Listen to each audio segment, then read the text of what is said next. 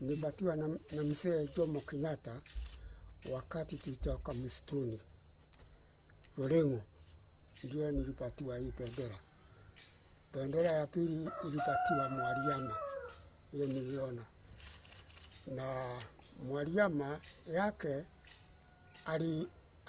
aliomba ruhusa ikatiwa juu ya gari yake aliyonunua. Na hii yangu sikuona mahali pa kuweka, niliweka ndani ya sanduku. Tangu kwa sasa kuna makosa inayofanyika kwa sababu sasa ukiona Mau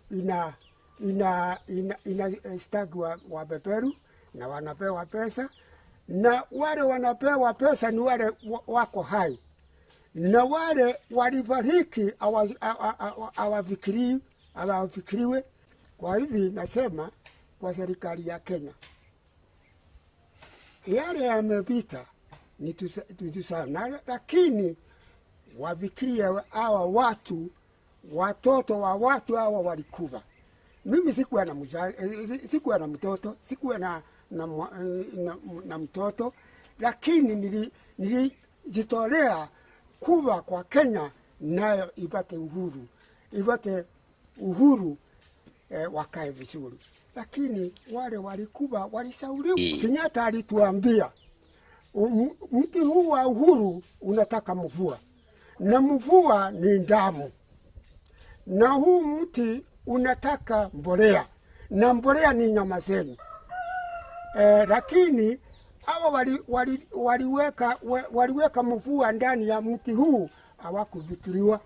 Na kwa sababu mimi wakati watu walikuwa wakiandikwa hapa Rugenge, nilikwenda nikauliza